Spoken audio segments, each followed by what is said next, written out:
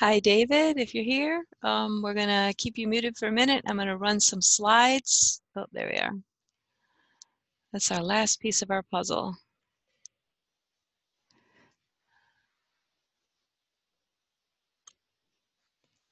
Hello, Colleen.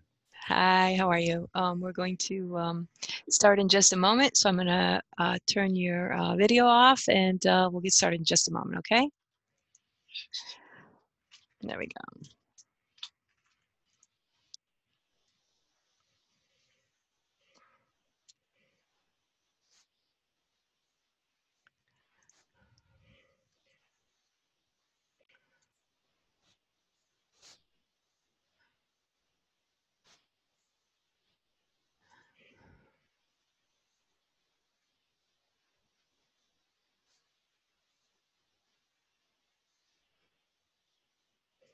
Hello, everybody. Welcome to today's town hall meeting. We'll get started in just a moment.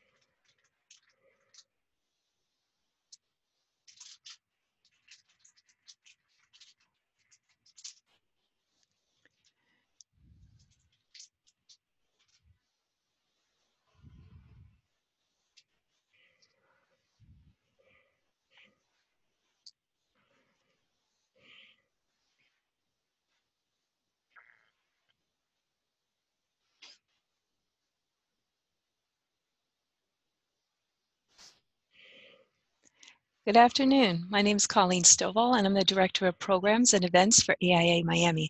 I'd like to welcome you to the 14th in a series of town hall meetings. Before we begin, I'd like to introduce Carlos Gutierrez from DPR.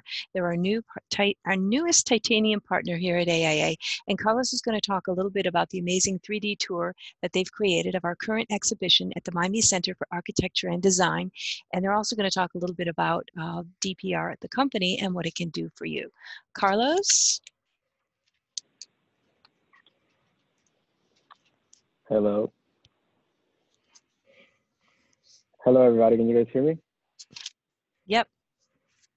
Okay, perfect. So, hi, everybody. My name is Carlos Gutierrez, and I work for DPR Construction. I got introduced to AIA Miami through a connection with our Northeast office, and we perform a great 3D Matterport scan for their exhibit in their AIA office here in Miami. So I definitely invite you guys to check that out. It's perfect. So I want to introduce to Mike Browdy, who's our part of the business unit leadership team, and he's going to be talking a little bit more about who we are in DPR. Hi, good morning, good afternoon, everyone. I'm Mike Browdy. I sit here in sunny South Florida and really appreciate the opportunity, Colleen and Cheryl, to really quickly introduce DPR. I won't take much of your time. We're excited for the overall today's town hall discussion. But just give me a little bit of background of who DPR Construction is. We are a company founded 30 years ago. As of last week, we celebrated our 30-year anniversary, headquartered in the Bay Area. Our company grew over the last 30 years in an organic kind of entrepreneurial spirit, what we call the smiley face of the United States, through Southern California down through Central Texas, and most notably the Southeast region and up through the Northeast. South Florida story is we landed here as part of the Scripps and Max Planck growth in the early 2000s, and really platformed our growth through FIU. We did Academic Health Center 4 with Perkins and Will, and really looked at this market as an opportunity for us to really plant a large flag here. And over the last 10 plus years, we've been operating on 25 healthcare campuses, doing notable works for HCA, University of Miami, Broward Health, with a lot of design teams and partners. And I think, what I really want you guys to walk away from really DPR is we're a technical builder that we see ourselves as much as a technology firm and as a construction firm, with a lot of things that Carlos did for the AIA recently, using technology and leveraging technology to help all of our partners do our business more efficiently. We also are a self-performing general contractor. So what that means to you guys is there are certain general trades we want to be doing, and notably drywall and a little bit of miscellaneous concrete depending on the geography. And a lot of this work scales through our special services group. And our special services group is kind of the small out of the ground, corporate interiors, quick hitting, fast tracked, and it could be in our core market focus, which includes advanced technology, commercial, which is both headquarter office and hospitality type projects. Healthcare is our biggest market here in South Florida. We're doing over 85% of our portfolio on multiple campuses. Most notably, we're going to be launching the Solomia project with University of Miami. Higher education, we've done work for FIU and have recently finished the Schmidt Family Center for Academic and Athletic Excellence up at FAU's Boca main campus, and about to kick off with PJL, the FAU Neuroscience facility up in Jupiter. And then life science, we've seen a tremendous uptake. Oh. I think we lost Mike there. Okay. Well, let's let's wrap it up for DPR Construction. Carlos, any last words that you have for us? Yeah, so we mainly just want to introduce ourselves to the kind of like AIA and to the people attending here. I just wanted to wrap it up here with this quote from one of our management committee members, and it's like real value is at the low bid on a higher cost design. It's achieving the lowest true cost on the right design, and here at DPR we believe in that, and we believe in putting technology everywhere and helping the design, the owner, to provide a greater value for everybody as a stakeholder. Thank you. Okay, there we are. We're back again. So I'd just like to quickly go over a few of AIA Miami's upcoming events. For AIA Miami and our sister organization, the Miami Center for Architecture and Design. In July 10th is the application deadline for the Christopher Kelly Leadership Program. Please visit the website for the rules and the application, AIAmiami.org. And it's a valuable piece of program that prepares architects to be leaders of tomorrow. July 10th also brings us the second in a series of conversations about urban redesign post-COVID. This topic will be equity. July 15th will be Town Hall 15th, and the conversation will be educating architects the same as today, but this time we're going to hear from the students. July 17th will be the third in the series, and the discussion centers on urban parks and public spaces. July 17th is also the first deadline for the AIA Miami Design Awards. Information for that is also on the website. July 23rd is our book talk with Jose Galibard Navia on his lovely book about his return to Cuba after being in exile for over 50 years. There are more events being added to our calendar every day, so please visit www.aiamiami.org to check them out and let us know if you have any ideas for town halls or special events. And we have just a little bit of housekeeping before we begin. Please keep yourselves muted and your cameras off. That gives us more bandwidth and gives you a smoother viewing experience. And we're going to have a Q&A session at the end of this presentation. And if you want, at any time during this meeting, please submit your questions to everyone using the chat feature at the bottom of the screen. And before we begin, I'll introduce you to Cheryl, but before we begin, I would like to just play a quick little video about our design awards. So let me do that really quickly. Hi, everybody. I'm Cheryl Jacobs, Executive Vice President of AIA Miami, and I'm here today with Robert Grabowski, who's chairing our AIA Miami 2020 Design Awards program. Robert, take it away. Hi, everybody. We just want to say that our call for entries is out, so you need to get your projects in, talk to your teammates, talk to your bosses, get your submissions. Go to www.aiamiami.org. Winners announced October 3rd. See you then. Okay, so now I'd like to introduce Cheryl Jacobs, the AIA Miami's Executive Vice President. Hey, everybody. I jumped the gun a little bit, so I was introducing myself. Uh, um, I'd like our panelists to unmute and turn your videos back on. Happy to have all of you on today.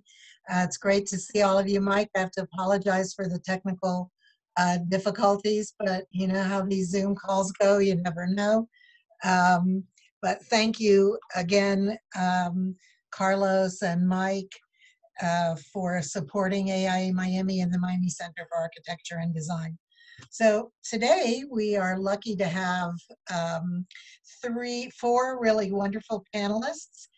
Andrew Chin, who is the Associate Dean and Associate Professor of the School of Architecture and Engineering Technology at Florida A&M. Andrew, welcome. Thank you.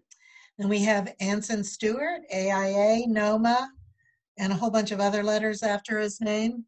Adjunct professor at Florida Atlantic University School of Architecture. And then we have David Rifkind. David is a faculty fellow in the Wolfsonian Public Humanities Lab, an associate professor in architecture at CARTA FIU. Welcome. And last but definitely not least, partner in crime, Joanna Lombard, AIA lead AP. She is a professor at the University of Miami School of Architecture, among many other things. So welcome. And David, your mic is muted still. So there you go. Hi, everybody. Hey. Hi, Cheryl. So one of the first things, and I know we've, some of us have had this discussion, but how did your teaching style, how did you adapt that to the post-pandemic or, you know, we keep saying post-COVID, but we're actually in COVID. So there's nothing very post about it. David, you want to kick off with that? About the experiences? Sure. I mean, I had probably the easiest transition of my colleagues because I was teaching one history course this spring and had already gone through half the semester with the students. So part of the transition that's easy and probably true for all of us is that we already had you know, live face-to-face classes where we got to know our students or they got to understand us. And then for me as a historian, in some ways my class got better because my students then, it's actually easier to see the images and to hear my voice through the computer because their laptops would have the image, you know, on the full screen. They're not sitting in one side of the lecture hall with the whole thing in some kind of anamorphosis. And also it's actually easier to understand me when I'm talking right to the computer like I am now, as opposed to just turning my back and speaking to the screen. Mm-hmm. So in some ways it got better. And actually the interaction with students in the lectures got better because of their use of the chat. But so for me, it was I would say it was atypically good. That's great. What about you, Joanna? Well, I was working with Veruska Vasquez on an urban design studio. Victor Dover was a critic with us as well, and we were working with people in Northwest Lake Wales.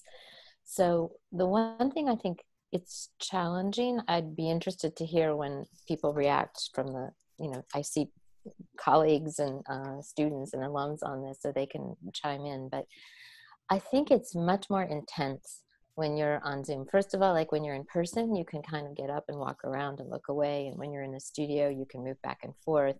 And in Zoom, it's just like, okay, we're all here and we're looking right at each other, and you know, it's pretty intense. And so a lot of the students in the design studio wanted to be like our, you know, people here, they just turn off the videos. So you kind of, it's a little bit, you feel a little weird talking to someone when their video's off, but also you don't want to be invasive asking them to turn it on. But then once we kind of got the hang of it, it really turned into more like a tutorial where sometimes the whole class would be there for like a startup conversation. And then there was a lot of intense time working on a project collaboratively online together, which is already something that we do as professionals when we work on large teams and on large projects where people are coming in from all over the country. So that part of it, I think, was maybe good training. And And we were able to make the studio more expansive because we could invite people from many more places to drop in on crits and to advise projects. I think the challenge for us going forward, because as David said, these were all students we already knew, we'd already been in class with them. Going forward, we have to be able to build that community online together. And I think with that's the new not students. Yes, Yeah. and I think in the profession too, you know, when you know people, it's one thing, but there's increasingly more work that we can do. We can draw on more expertise this way, but we also have to figure out how to make the connection with each other more personal. It's true. Anson? Yeah, I mean, I echo those sentiments. Last semester in the spring was my first time teaching. We actually started our teaching style as 3 combined studios. So it was myself and 2 other professors. So that took away a lot of the anxiety on my part, being a first-time professor. So when the shutdown started and having to switch, it was a bit difficult. Because like someone else said, you know, you have the face-to-face interaction with the students in the studio, and you're able to kind of sort of walk from desk to desk and sort of, you know, sketch right there on their, you know, on their designs and give them that person-to-person, face-to-face critique. On the videos, in addition to it being that distance, you also had the issues of them, and I taught lower division, finding a space where they could comfortably set up for the video and for the call. So that was a bit of a challenge.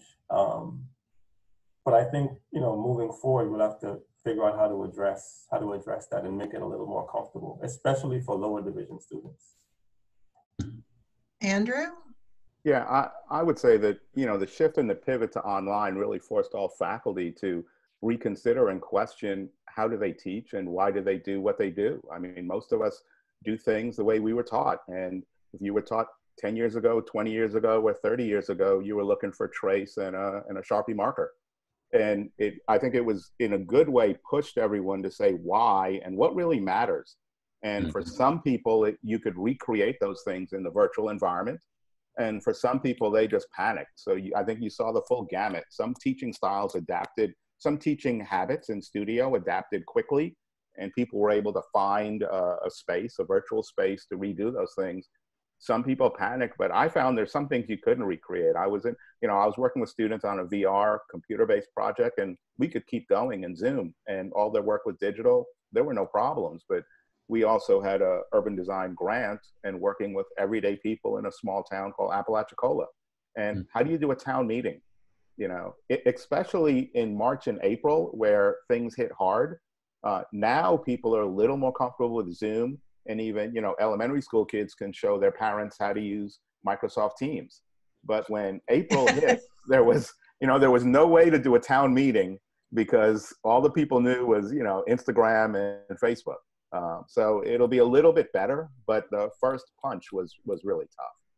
One of the things, one of the topics that actually came up was just that in different discussions that we've had with different groups. And how do you do community meetings? How do you do outreach? And that is sometimes a part of what you're doing with your different studios and programs. And I think it's forced us to find these programs where you can do sticky notes and, you know, but not everybody is online. It's really a difficult challenge. And so, and leading off of that, so since studios and collaboration is so important in learning architecture and mentoring each other sometimes and mentoring students, how do you think, you know, if we have to continue for a really long time with a lot of this virtual programming, how do you think that kind of collaboration will change? Joanna, you want to address that? Sure. I think if we are careful and thoughtful and respectful about how we do this, it could actually bring us closer because we can have access to, so you know, like I was just talking with Andrew, who's in Tallahassee. It'd be hard to have Andrew fly down to Miami for review, or even Anson to get on I-95 and drive over, or even David and me going back and forth across Tamiami Trail. But here in this space, we really are all connected, and we could be doing a lot more together. So one of the things that I would like to see us do more is to connect the students across the schools, connect the faculty across the school, because those boundaries of paying for airfare and traveling, those have evaporated. And people are pretty comfortable checking in on each other online. So I think that what it's going to show is that people who have that urge and will and see the benefit and beauty of having lots of people with different ideas come to the table together, this is a great opportunity for that. I what do hope you that all think? Yeah, I hope that continues to happen, because you know collaboration is something that I'm always pushing, and I'm always trying to get our universities to work with MCAT and AIA together. And I think that we can all learn so much more from each other. What do you think about that, Andrew? Yeah, I agree 100%. Joanne's dead on. I mean, it was final reviews were night and day from what they used to be. I think the interaction, I think we also have to recognize the biggest hurdle for collaboration is really among the faculty. Students had group me accounts with each other way before spring break. You know, it was only the faculty that weren't in the group, because, you know, you don't want them in the group. And it's so the question is, I think they will share, they'll be on House Party and all of these different Miro and apps that allow for the connections. The question is, are the educators going to adapt or also embrace these other media? And I agree with Joanne. I think it's about us locking on and holding on to what really worked and all the positives. So, David, are the universities, is your university, are they giving you guidelines of how you need to do this? Or as a professor, is it kind of like, here, just make this happen? And how is that working? I fully support my employers in their efforts.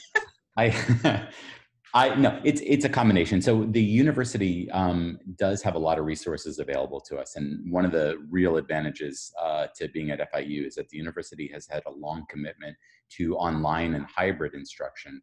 And so we have a whole sort of a backbone for handling all kinds of things. And our tech support has been really excellent. And that's not something to be dismissed. We have great tech support. And then the university has also made a lot of kind of pedagogical support available to us. So people who are experts in distance and remote education have been available to faculty like me, because like Andrew was saying, we only know what we were taught. We're used to a system. And so now we have experts who've actually had some fantastic suggestions for how to work with remote learning. So for instance, one of my colleagues who's the director of global learning at FIU, Stephanie Doscher, is an expert at COIL, which is international collaboration, but the techniques there are also perfectly applicable to just holding a class with one instructor and a bunch of students. And so I've been really happy with the level of support we've had. Does anybody else want to chime in on that? Anson? No, I echo those sentiments exactly.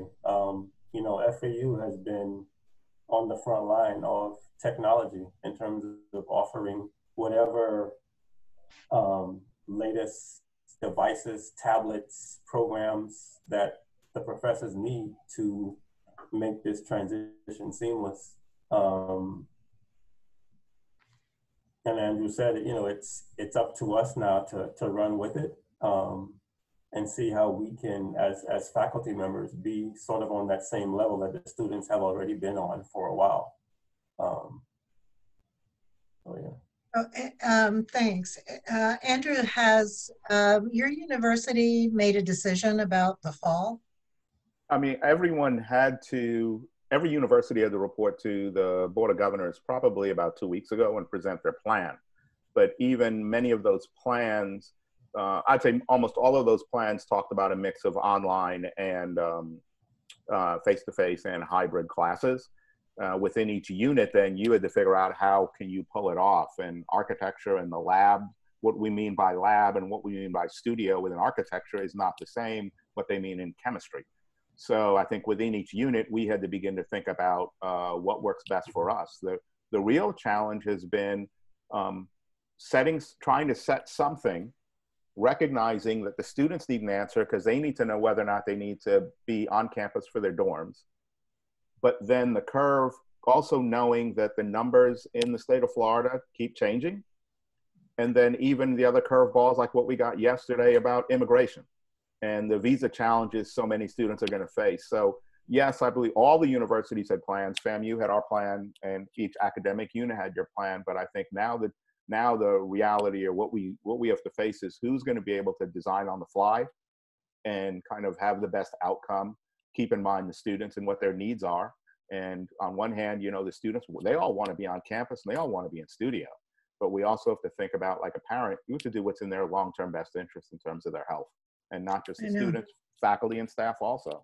You know? And, you know, people at that age don't always make the best decisions.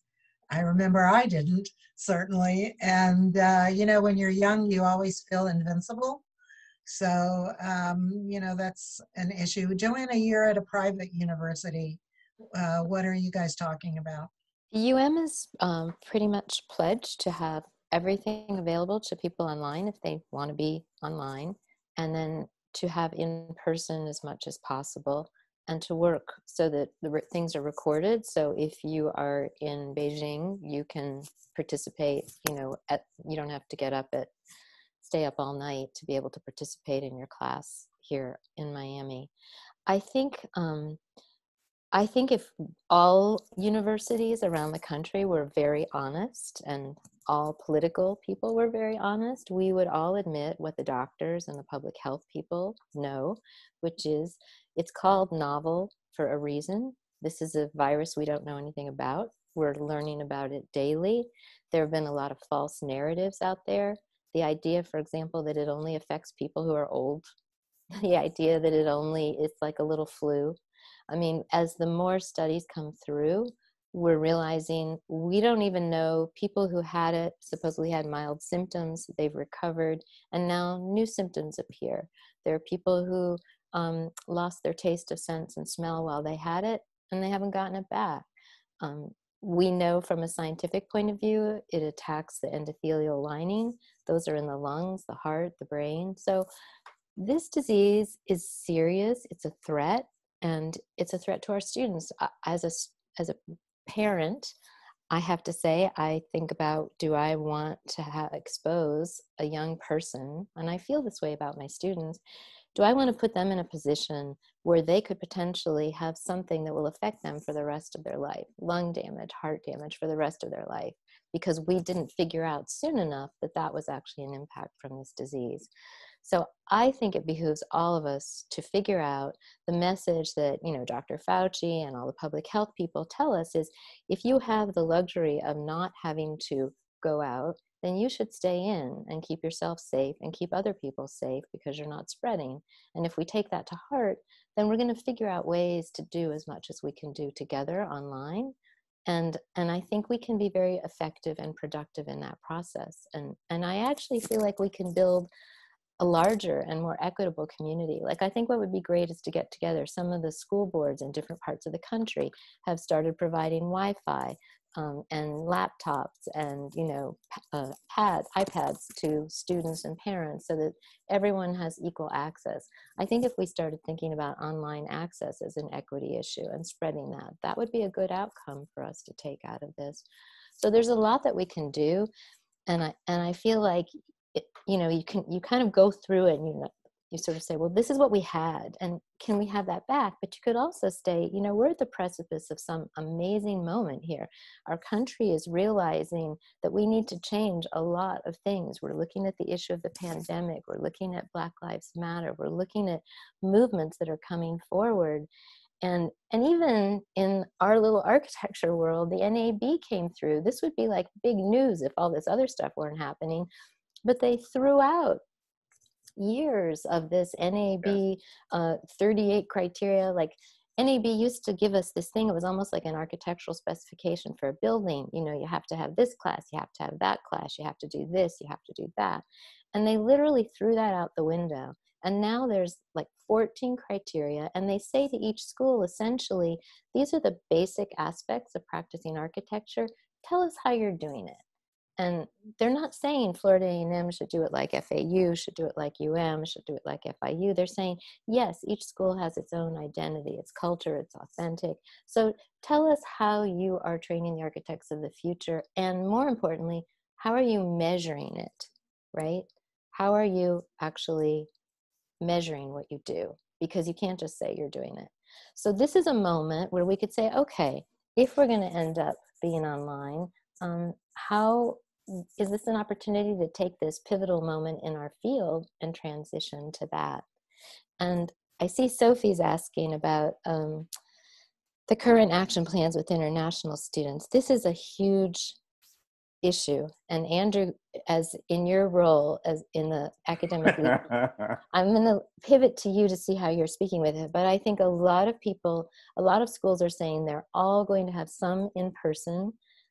They want to be able to accommodate this regulation for students who are international. I would just back up to say I really feel like we need to address this, because it's a kind of strange thing that came out of the federal department. No one everybody I know across the country that's looked at this is asking, what is this doing? And most people will tell you it's incentivizing bad behavior on the part of universities, because it's pushing them to have to do something that may or may not be in the best interests of that university in that location. But I'm going to defer to Andrew on this one. Well, and also we have several questions that are coming up, and we'll answer them for sure. Okay. We'll stop for Q&A in about. They're all about that international that popped out yesterday. Yeah, absolutely. Andrew? On the visa topic, or follow up on what Joanna was saying? Well, why don't you hit the follow-up, because I just saw that you... I think one of the great things Joanna said is also, we don't need to revert back and try to recreate what we used to have. I mean, just like NAB, this is a moment where we need to think about what does architectural education want to be? What should it be? Is everything that goes on in the studio a good thing? Reality is, kids shouldn't be up at 2, 3, 4, 6, 8. They shouldn't be up all night. You get your work done and you move on. You do the best you can with the time you have. So some things about our programs, our studio culture, our faculty-student relationships, our student-to-student relationships, we need to focus on what do we want them to be, and within the new boundaries that we have, how do we move toward those things versus shifting back? So the biggest challenge some people have is not what opportunities they see in the future, but how they can't go back to what they used to have. And I agree with Joanna, like NAB, all schools need to move forward and say, hey, we have opportunity. You know, I don't need a musket or a horse and carriage, you know, let's move forward. I think that's a really interesting comment. I saw you nodding, David. Oh yeah, I absolutely agree. So on the one hand, there are things that we're losing from remote teaching, but there are so many opportunities.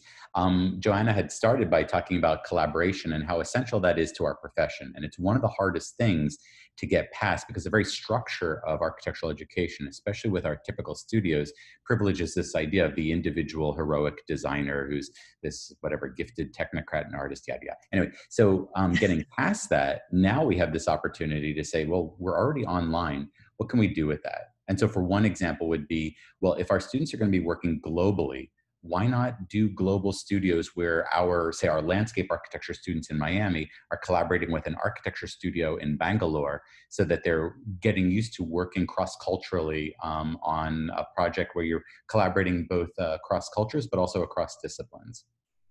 And at the same time, as Joanna mentioned also, that the other thing that is so important to the transformation of architectural education right now is us reconsidering anti-Black racism. And this was it's on my mind because we just spent an hour on this on the previous Zoom call with my colleagues and students at FIU talking about this. And one of the issues that we're talking about is that in terms of the structural issues, one of them is, like Joanna was saying, you know, it used to cost a lot of money to bring lecturers in because of airfare and so on. We don't have to do that now, right? We can pay people honoraria, pay them what they earn. but we can also bring in experts from all over the globe to speak. And it's a way of us decolonizing our curriculum in a way that's really fruitful for our students and for our, for our whole community. So there are these kinds of opportunities that are available to us that I agree. I think it's awesome. And the other thing too is that I think we shouldn't dismiss how important it is in South Florida, for those of us who are in South Florida, to have recovered all that time we waste in traffic, right? There's a lot of important awake time that we spend gritting our teeth and cursing at other drivers or whatever.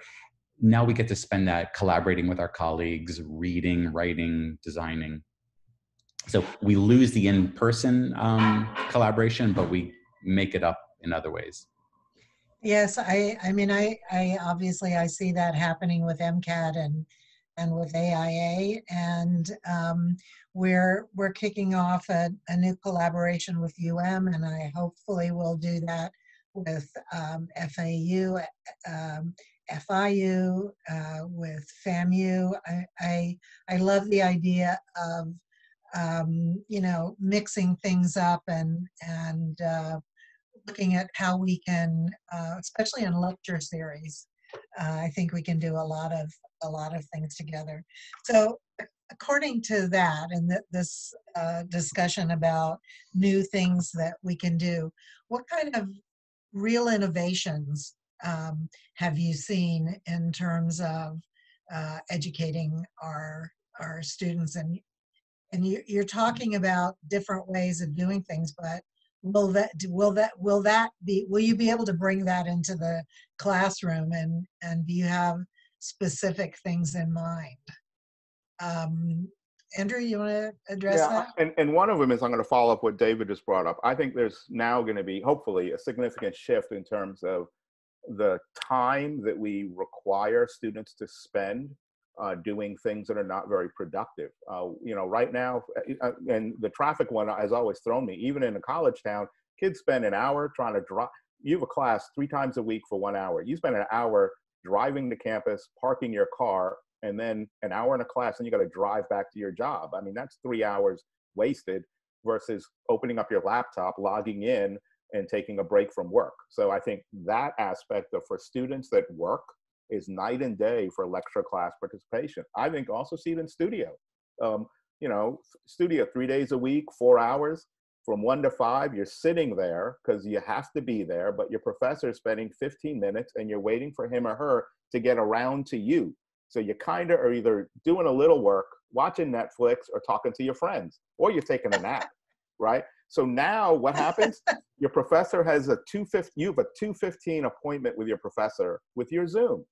And you have the other time to get work done, or really for you to control those 3 hours of studio, and a lot of the faculty are saying how the online Zoom one-on-one desk crits are more focused than the other ones used to be, because the students are prepared. They know they only have 15 minutes. And it's like your son or daughter, when they know they have your attention and no one else can check in, they're more focused. So I think one of the things that we see is, I think, a greater respect for students and their time. Yeah, so Anson, as a relatively new professor, what are you taking from this? And then what's going on in your head in terms of things that you're going to bring to the classroom? I think Andrew was right on. What he just said is what I experienced with my students last semester. In the studio, physically, I would actually notice, as I'm critiquing one student, I would kind of look at the corner of my eyes, and the others were kind of just twiddling their thumb, waiting for me to get to them. But when we made the transition to the online platform, they expressed to me how they appreciated that more because it was more targeted. And I actually got to spend more time with each student individually and develop and help them to hone their design skills and creative skills, because it was more of a one-on-one interaction directly with them. It was a little difficult in terms of sketching, but we would, do that via just holding up trace and kind of showing them my screen and things of that nature. But one thing I do want to touch on that Joanna kind of mentioned is access. During these times, maybe certain stores aren't open. certain criteria for projects need to change because of that. So for one project, we had a model that was required, but then we decided to waive that requirement because certain students no longer had access to model making materials because of the closure of certain stores in their neighborhood or just access to certain stores. I think what I'll take from this is just, how do I engage my students better in this virtual realm to give them what I think they deserve? Because I think we owe it to them as professors to not just, pull from them their best, but give them our fullest attention. So that's going to be I think the challenge for all of us as professors. How do we do that in this new virtual platform? Absolutely. I think that all of our professors need to look at things that way. So before we go to the Q&A, because I think that might be, even though there aren't lots of questions, the couple of questions that are there, I think will bring a lot of discussion. But what I'm going to ask each of you, what do you think is the most important thing for us? We have a mixture of students and architects and other community folk that are on this program. What's the most important thing for us to remember that you'd like us to take away from this? Andrew? That everyone was caught off guard. I would say that students, I'll speak to students, everyone was caught off guard. You guys were caught off guard, the administration was caught off guard, the faculty was caught off guard, the janitor, everybody was caught off guard. And spring semester was just get by, let's get through this thing, and let's get it over with. I think there's a greater level of accountability to academic programs, but there's also a greater level of preparation from all the faculty. We're all going through either Canvas training or online learning boot camp and online design education boot camp. There have been numerous ACSA, all kinds of webinars. So I believe your faculty will be way more prepared and know the tools to increase student engagement and provide a better product. So I would say that everyone, the faculty, be patient with the students, because now they're going to be more prepared for it, and the students, be patient with your faculty, because I think everyone will know what's coming and be ready this time, and everyone expect to have a great fall semester. That's great. Joanna? I would echo Andrew on that. I think that's pretty brilliant. And also a point that Andrew and Anson and I were talking about before we got all this started, which is, I think that this is an opportunity for us to step back and ask what really matters. What matters in our education, why we're here, why we're doing what we're doing. And then when we focus on what matters, we might find that a lot of things that we did were just sort of legacy items that we kind of inherited, and, they're not necessarily beneficial. So there are a lot of old habits that can go away. And then I think we can acquire new habits that are healthier and more instructive and more engaging. And I feel that we can come out of this much better connected, better informed, and better as designers and professionals and contributors to our community. That's great. Thanks, Joanna. David? I agree with Andrew and Joanna for sure. And I think that one of the other things that we should consider too is our position in the space of epochal changes, that there are things that are both very necessary about society and the environment, for example, that we have to address. And this is a moment for us to imagine what that future ought to be and to demand those changes. Because like Andrew was saying, we didn't anticipate this, and you could easily argue we should have anticipated this. So this is a time for activism, to say that the problems that we inherited in this world, this is the time to change them with a greater sense of urgency, right? To make this right. And especially for, you asked about students who are listening, for the students who are listening, the big thing I would say to them is to also imagine what this world is going to be like in 20 or 30 years, and to start making sure that you drive everything you do, your education, your research, your professional plans, toward what you imagine the world will be, as opposed to what we're educating you for right now.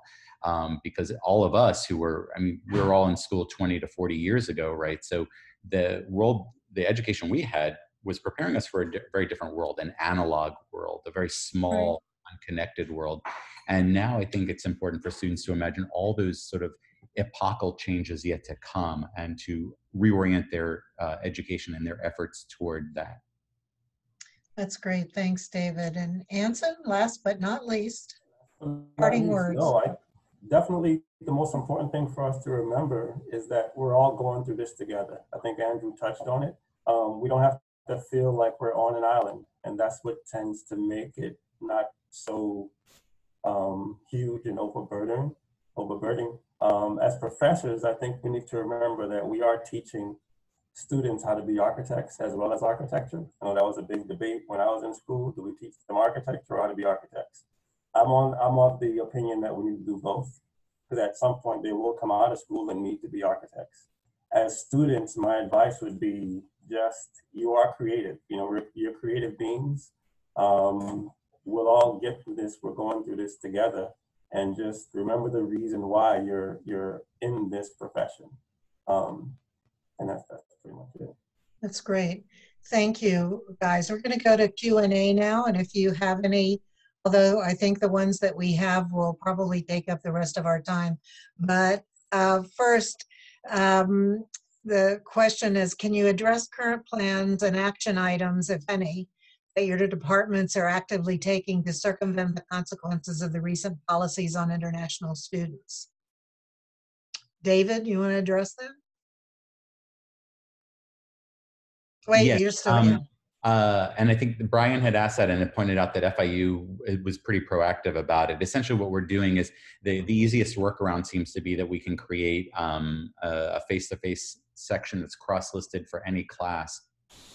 And so that is a way that basically, if you're an international student, you can register or enroll in the face-to-face version of every class. And then we just have to meet whatever the standards are for making sure that those classes fulfill that. But I think the larger thing, though, is, I mean, that's what our institution is doing. And we were, I would say that for my colleagues and I, we were all like texting immediately as soon as we heard the news yesterday. So we're all basically ready to do this on our own if we have to, offering independent studies and so on. But I think the larger thing that our institutions ought to be doing is what Harvard and MIT did this morning, which is to file suit, because this is also part of that. We can't all be running around trying to fix these little fires. We have to, like Joanna was saying earlier, we have to sort of like call this out as unjust. And I think that it would be great if the institutions took that stance. I know that that's politically difficult, but I think that's what I would ask. Joanna? I totally agree with David. I think that just because if the government makes an inappropriate law or an unjust law, then we need to stand up and say it is. And our legal system is designed to do that. And I don't think that we should all have to run around and create these things that jeopardize our students or have them feeling anxiety and jeopardy because a really unjust and ridiculous ordinance suddenly has come out of Washington.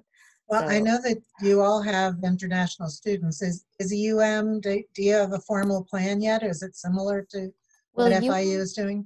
I'm not privy to that level of UM's planning, but I would assume so. I would think all of the universities, because David's right, this is a huge issue. And I think that all the universities are scrambling and no one wants to see their students in jeopardy. So I'm just assuming that our leaders are on it, but I guess I should have checked that out so I could be prepared to answer. No, don't worry. Sorry. Yeah. And we can, also, if you guys find out things that you want to share afterwards, if something comes up, send them to us and we'll make it available. We'll send it out to the attendees. We're happy to do that. Andrew, do you have? Yeah, the first thing I would do is tell any student, contact your Office of International Education, confirm that that it's 3 credits and that it can be face-to-face or hybrid. And because you don't want to get blindsided by your institution having a very different position than what you believe. The second thing I tell the students is, don't believe your roommate and what he or she says class you should take, because they don't know nothing. Everyone has their academic advisor. Check with your academic advisor. Every architecture program in the state knows what's going on and they're responding and being creative. At Florida A&M, within our architecture and our construction program, we already had a mix of face-to-face, hybrid, online classes. And what our quick move was to make sure we had elective courses that were hybrid. And if we have elective courses that are hybrid, and we know that 4th year, 5th year, and graduate students have to take them, and freshmen, sophomores, and juniors are in gen ed, we know everyone's covered. But you know, I think each academic unit in the state figured out a way to do it. I don't want to use the term loophole. I think we just thought of where we could move to a hybrid or online class to meet the needs of our students. To support your students, absolutely. Yeah. I have another question that is very interesting. How do you each believe we can attract more Black architects to academia? Anson, you want to talk about that? I think I touched on it prior to us actually getting on the public portion of the panel. It's representation. And I think I gave the story of how I actually got into the profession of architecture in high school. A Black Masters of Architecture student from Florida A&M actually came and spoke to my drafting class. And prior to that moment, I didn't really know about the profession. I just knew I loved to draw. I knew I was creative. That was the spark for me when I saw him and said, hey, that's what I want to do, to channel my passion for art. And ever since that moment, coming out of school as a professional, I always felt it was important for me to be present at the table, whether it's on the board of AIA for Lauderdale, whether it's on the board of NOMA, South Florida, whether it's volunteering to go and speak to elementary schools about architecture, middle schools, high schools. I think we need to encourage representation and be present, be at the table, be in the room, and programs that we all know about, like BAM, Black Architects in the Making. Those are the types of programs that would help to increase these numbers, where people like myself volunteer our time and go and speak to younger students about the profession. I think numbers will increase in that way. Thanks. You know, by the way, thanks for the shout out on our BAM program. And if any of you are interested in finding out more about it, reach out to me, and I'm happy to get you involved in that.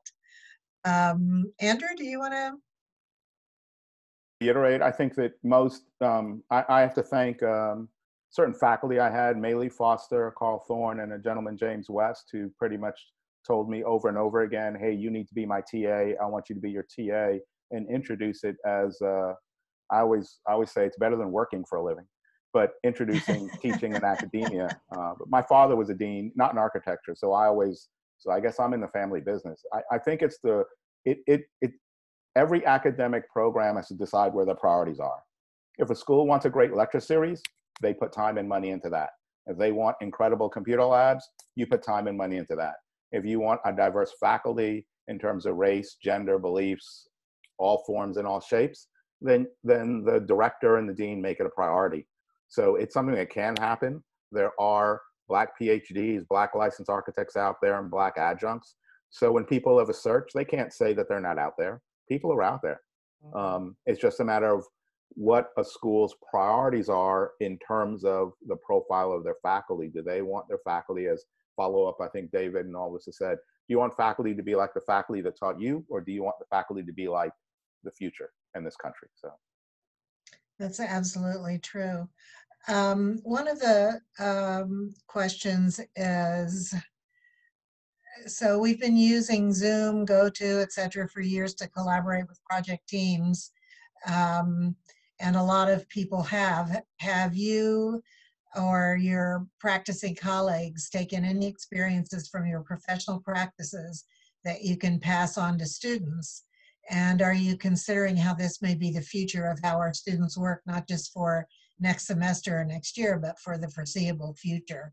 I don't know, Andrew, if you are also practicing. I know, Anson, you are. Do you have any enlightenment on that question? Anson? You want to go first, Andrew, or you want me to jump in? I was just going to say, I think 10 and 12-year-olds know more about digital tools than 50-year-old people like me. So I don't think I'll be leading the curve. I'll ask, or young people like Anson will show me what to do. So yeah, well, I'm getting a few grades. I'm catching up with you finally. But I would say I haven't, in my practice, I've had a few projects that have been put on hold because of the pandemic. But in terms of using technology to get projects done, it's really just like how we're doing now, just for calls with clients. But I still actually do field visits. You kind of still have to go to sites. I still do in-person meetings also with clients, and we still observe social distancing. I just don't know how you can fully go to an online platform to practice architecture. Because you still have to have that personal interaction, I think, whether it's doing a site visit or meeting with a client face to face. I will say that the online submittal of permit plans to different agencies has made things a lot easier from that aspect, not actually having to go to a building department. But I don't know if you can fully go digital with the profession. Do you think, Anson, one of the things that I think is really interesting is that what this has done, because I do some consulting work with the healthcare systems in different parts of the country. And when we would do our traditional healthcare studios in the classroom, I would sort of choose one and they would fly down and help us. And we would have like one place and we would all go there. And when I started to plan this spring's healthcare studio, I realized, well, wait a minute. So I reached out to Steve Ullman, who's the head of the health management policy program in the business school, and said, we could do these. This is what I was telling you all at the beginning. We could actually do these really great panels where we could have, I was just emailing with a doctor in Bologna. He's got a group who owns a set of clinics in Berlin. These people would normally, it would be a big deal to contact them, and then it'd cost a fortune. We'd never be able to do the studio. But now, which you do in practice, that is coming into the studio. I actually think that could stay. Like, I think the idea that you're bringing in experts from all over the world, that students could actually, David was talking about bringing landscape students together, and we're going to look. Victor Dover did a charrette in Missoula, Montana, that was one of the first online charrettes, and they happen to have a hospital system. So we're going to look at this hospital that's in Missoula, Montana, which would, if I were trying to fly the students there, the university would just say, okay, you really need $1 million donor here because we're not letting you do that. So I think that the stuff that's already going on in practice at that level of the big firms communicating, that we can bring to the studio. And then the part that you're talking about, like if we can marry that hands-on in the field, understanding the one-on-one relationship, and then we expand our relationships to go global, I actually think we could offer a lot more. And even among ourselves, as we were talking about at the beginning, like if you're doing something, like if your students want to come and observe those panels, like they just drop in on a Zoom session, right? And the truth is, like if I had thought of this earlier, I could have contacted you, and like the design portion of it, your students could be designing the same project. Like we could be doing courses together. I think we need to open ourselves up. The profession has done that, and I think the schools should follow. So now I'm going to follow up with you guys and make sure that you're doing that. So I just want to say we only have 2 minutes left. But there was one question from another educator at our fabulous Dash school here in Miami. And he's asking Eric, hi Eric Hankin, everybody knows Eric, or most everybody knows Eric. How do you think requirements for admission process for selection of incoming students will change based on how all of this is changing? Or do you think it will change? They've already changed, right, Andrew? Yeah. I mean, a lot of places are shifting quickly in terms of the SAT and the requirement, because kids just can't take the darn test. And especially when you have kids applying from outside the state, what we think in Florida is not what's going on in other places. It's going to be twice as hard for international students to take the GRE. So I think the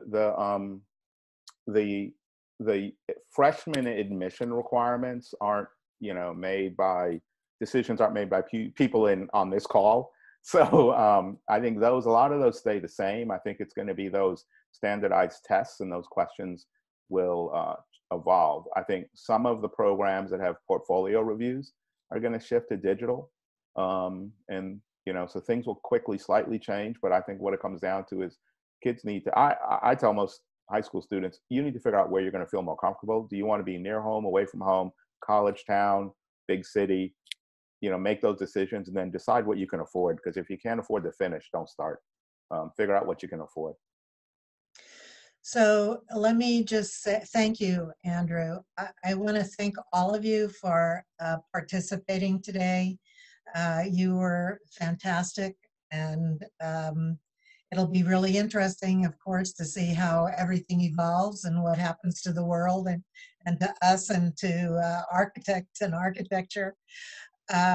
We're going to keep calling on you to support AIA and MCAT and share your voices with us. And I'm going to follow up to see if you guys start collaborating more, because I think that is an amazing opportunity. So thank you, Joanna, David, Andrew, and Anson. Thank you, Carlos and Mike from DPR for your support. And we'll be sending you information to all of you from DPR afterwards by email. And it's 1 o'clock. See, I am a stickler for time. Thank you all. Thank you. Thank you. Bye-bye, everybody. Thank you, Cheryl. Sure. Hi, Joanna. Take care. David. Bye.